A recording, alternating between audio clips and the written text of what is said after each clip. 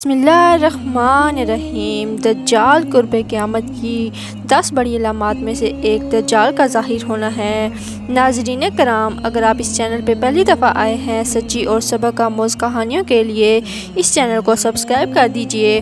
آپ کی محبت کا بہت شکریہ۔ دجال کا فتنہ تاریخ انسانی کی ابتدا سے لے کر انتہا تک کے تمام فتنوں میں سب سے بڑا اور خطرناک فتنہ ہے۔ اس کی بڑائی اور شدت کا اندازہ اس بات سے بھی لگایا جا سکتا ہے کہ نبی صلی اللہ علیہ وسلم نے اپنی امت کو دجال کا فتنہ سے ڈرایا۔ دجال کا معنی ہے بہت ہی زیادہ جھوٹا شخص، کیونکہ دجال بھی حق کے ساتھ باطل کو ملا کر جھوٹ بولے گا، اسی لیے اسے دجال کہا گیا ہے۔ یہ خود کو مومن ظاہر کرے گا اور لوگوں کو بھلائی کی طرف بلائے گا، لیکن پھر نبوت کا اور آخر کار خدائی کا دعویٰ کرے گا۔ مشہور ہے کہ اس کی اصل یہود سے ہوگی۔ حکیم الامت مفتی احمد یار خان نعیمی رحمۃ اللہ علیہ فرماتے ہیں، دجال 2 قسم کے ہیں، چھوٹے اور بڑے دجال۔ دجال بہت ہوئے ہیں اور ہوں گے، اور ہر چھوٹا نبی، جھوٹا مولوی، صوفی جو لوگوں کو گمراہ کرے وہ دجال ہیں۔ بڑا دجال صرف ایک ہی ہے جو دعوی خدا کرے گا۔ امام محمد بن احمد کربی رحمۃ اللہ علیہ ہیں، دجال اور قرب قیامت اس کے ظاہر ہونے پر اعتقاد رکھنا برحق، اور یہی اہل سنت بالعموم فقہ کرام اور محدثین اعظام کا مسلک ہے۔ مختلف احادیث میں دجال کا حلیہ بتایا گیا ہے۔ ان تمام کو سامنے رکھنے سے دجال کا جو حلیہ سامنے آتا ہے وہ یہ کہ دجال ایک جوان مرد ہوگا، دراز قد اور ایک آنکھ سے کانا ہوگا، اور کہانی آنکھیں ایسی ہوں گی جیسے پھولا ہوا انگور ہو، جبکہ اس کے آنکھ کے اندر کا خون آلودہ ہوگا۔ اس کا سینہ چوڑا اور ذرا سا اندر کی طرف دھنسا ہوا ہوگا۔ دجال کی پیشانی چوڑی ہوگی، دونوں آنکھوں کے درمیان کاف فے الف رے کافر لکھا ہوا ہوگا، جسے ہر مسلمان پڑھ سکے گا، چاہے اسے پڑھنا آتا ہو یا نہ آتا ہو، اور اس کے بال گھنگریلے ہوں گے۔ دجال کے نکلنے سے پہلے دنیا کی بہت بری حالت ہوگی، جیسا کہ حدیث مبارکہ کے مضامین سے پتہ چلتا ہے۔ اس کے نکلنے سے 3 سال پہلے ہی دنیا میں عام قحط پھیل جائے گا۔ ہر سال زمین 1/4 بارش، 1/4 پیداوار روک لے گی، دوسرے سال آسمان 2/3 بارش اور زمین 2/3 پیداوار، جبکہ تیسرے سال آسمان ساری بارش اور زمین ساری پیداوار روک لے گی، حتیٰ کہ آسمان شیشے کا ہے اور زمین تانبے کی ہو جائے گی۔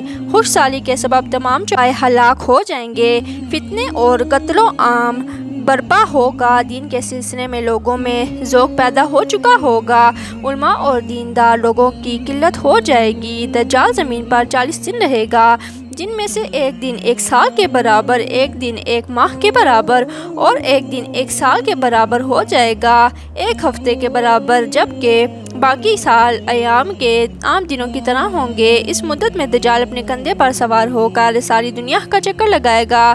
گدھے کا جوسہ اتنا بڑا ہوگا کہ دونوں کانوں کے درمیان فاصلہ 40 ہاتھ کے برابر ہوگا۔ اس گدھے کی رفتار کا یہ علم ہوگا کہ 1 قدم اٹھائے گا تو 1 میل کی مسافت کو وہ طے کر لے گا، اور اسی طرح روئے زمین کا کوئی بھی میدان نہیں چھوٹے گا۔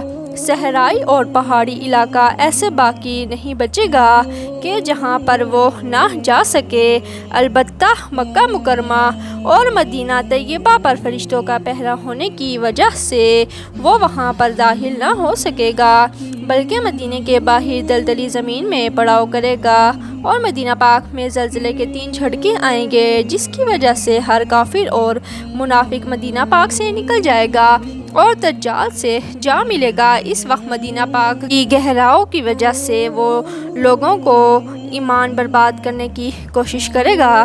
حدیث مبارکہ میں ہے کہ دجال کے ساتھ روٹیوں کے پہاڑ ہو کے دجال کے پیروکاروں کے علاوہ باقی لوگ سخت مشکل میں اور تکلیف میں ہوں گے۔ ان کے ساتھ 2 نہریں ہوں گی، جن میں سے ایک کو جنت اور دوسری کو دوزخ کہے گا۔ در حقیقت وہ جسے جنت کا نام دے گا وہ دوزخ، اور جسے وہ دوزخ کا نام دے گا وہ جنت ہوگی۔ اس کے کہنے پر آسمان سے بارش برسے گی اور لوگوں کے سامنے وہ ایک شخص کو قتل کر کے پھر زندہ کر دے گا۔ دجال کے فتنوں کی وجہ سے ایمان سخت تکلیف اور پریشانی کے عالم میں ہوں گے اور ایک جگہ میں وہ باہر پناہ لیے ہوں گے، لیکن دجال ان کا پیچھا کر کے باہر کا گھیرا کر لے گا۔ اہل ایمان سخت حقوق اور تکلیف میں مبتلا ہوں گے۔ تب اللہ تعالیٰ حضرت سیدنا عیسیٰ علیہ السلام کو نازل فرمائے گا۔ حضرت سیدنا عیسیٰ علیہ السلام کو دیکھتے ہی دجال ایسے کھلے گا جیسے پانی میں نمک گھلتا ہے۔ آپ علیہ السلام کے ساتھ باہ میں کشتی کے سفر پر نکلا اور مسافروں کی کل تعداد 30 تھی اور آپ علیہ السلام کے ساتھ سفر کر رہے تھے۔ اچانک ہوا چلنا شروع ہوئی، سمندر میں طوفان آ گیا۔ اس شدید ہوا اور لہروں کی وجہ سے ہماری کشتی سمندر میں موجود دیگر کشتیاں ڈولنے جاتی۔ کشتی کے مسافر صورتحال سے پریشان ہوئے اور ہر کوئی اپنے اپنے خداؤں کو پکارنے لگا، کیونکہ کسی کو کچھ سمجھ نہیں آ رہا تھا کیا کریں۔ سمندر سے اٹھنے والی لہر ایک سمت کی بجائے ہر طرف سے کشتی کو اپنی لپیٹ میں لے رہی تھی۔ حق ماننے کے باوجود بھی سب کچھ چھوڑ دیا اور ایک طرف بیٹھ گئے۔ اب ہم میں سے ہر کسی کو یقین ہو چکا تھا کہ موت یقینی ہے اور سورج غروب ہونے لگا اور اس کی روشنی آہستہ آہستہ ختم ہو جا رہی تھی۔ شام کا اندھیرا اور منزل کا کوئی پتہ نہ تھا۔ یہ بھی خبر نہ تھی کہ کشتی کی سمت کس طرف ہے، سمندر کی لہریں کس طرف ہیں۔ اب تک کشتی کو سلامت رہنے دیں گے اور اس خوف و ہراس کی حالت میں رات گزر گئی۔ صبح کی ہلکی ہلکی روشنی پھیلنے سے ہر طرف اجالا ہی اجالا ہو گیا۔ کشتی کے رات بھر کولے کھانے کے باوجود کسی کو کچھ خبر نہ تھی ہم کہاں پہنچ گئے ہیں۔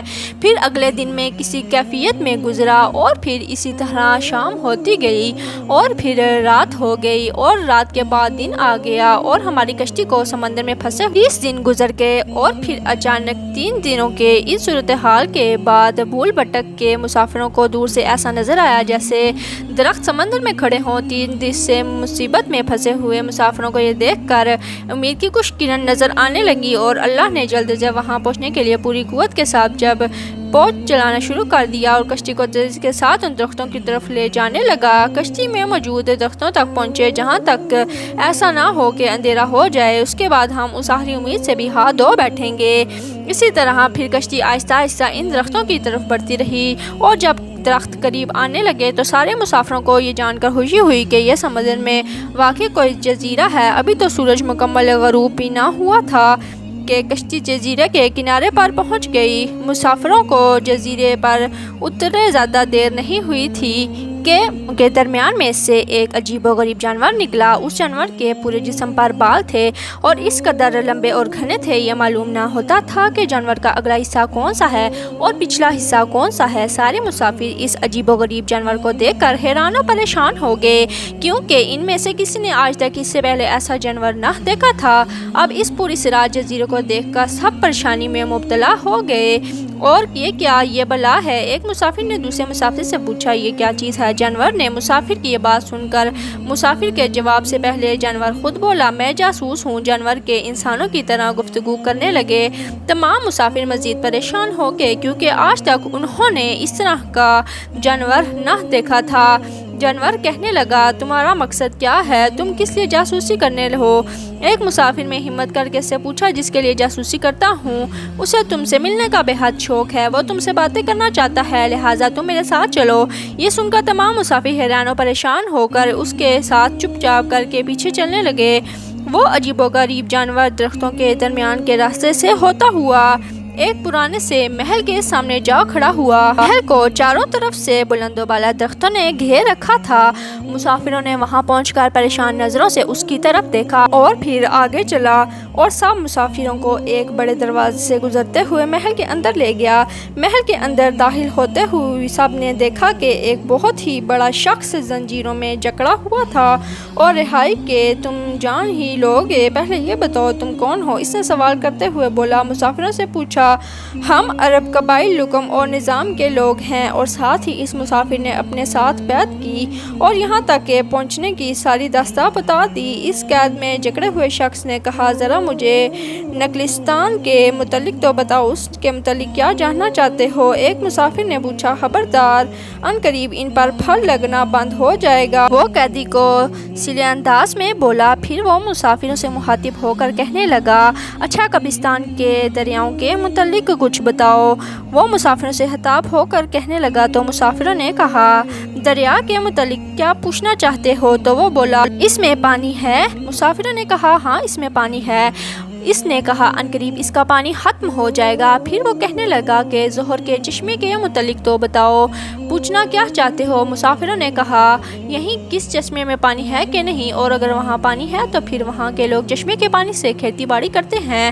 پھر وہ پوچھنے لگا اچھا یہ بتاؤ امیوں کے نبی حضرت محمد مصطفیٰ کے بارے میں تو بتاؤ۔ مسافروں نے جواب دیا انہوں نے بہت سے عربوں پر غالب رہے اور بہت سے عربوں نے تو ان کی اطاعت بھی قبول کر لی ہے اور وہ خود کو ان کے تابعداری میں رکھتے ہیں۔ یہ سنتے ہی وہ غصے سے پکارا اور زنجیروں کو جھٹکا دیا۔ پھر مسافروں کو مخاطب ہو کر بولا کہ میں اب تم کو خود سے متعلق بتاتا ہوں کہ میں دجال ہوں، اور تمہاری باتوں سے معلوم ہوتا ہے کہ مجھے یہاں سے نکلنے کی اجازت ملے گی۔ میں پھر اس جزیرے سے نکلوں گا اور 40 دن میں ساری دنیا گھوموں گا۔ دنیا کی کوئی بستی اور گاؤں ایسا نہ ہوگا جہاں سے میرا قدر نہ ہوگا۔ وہاں مکہ اور مدینہ میں جانا میرے بس سے باہر ہے، مجھے وہاں جانے کی اجازت نہیں ملے گی۔ ان دونوں شہروں میں جانے کی کوشش کروں گا تو فرشتے میرے سامنے رکاوٹ بن جائیں گے، ان کے ہاتھوں میں تلواریں ہوں گی، وہ مجھ سے لڑیں گے۔ یہ داستان ہمیں ایک صحابی نے سنائی جو اسلام کرنے سے پہلے عیسائی تھے۔ عجیب و غریب سوال کیا ہے؟ دیکھنے کے بعد آپ صلی اللہ علیہ وآلہ وسلم کی خدمت میں حاضر ہو کر مسلمان ہو گئے۔ ناظرین کرام، اس سبق آموز کہانیوں کے لیے ہمارے اس چینل کو سبسکرائب کر دیجیے گا۔ اگر آپ ہمارے چینل پر نیو ہیں تو اس سبسکرائب کے بٹن کو دبا دیجیے گا اور بیل کے نوٹیفیکیشن کو آن کر دیجیے گا تاکہ آپ کو ہماری آنے والی ہر ویڈیوز کی نوٹیفیکیشن سب سے پہلے مل سکیں، اور مزید معلوماتی ویڈیوز کو دیکھنے کے لیے ہماری اگلی ویڈیو تک انتظار کیجیے گا۔ اللہ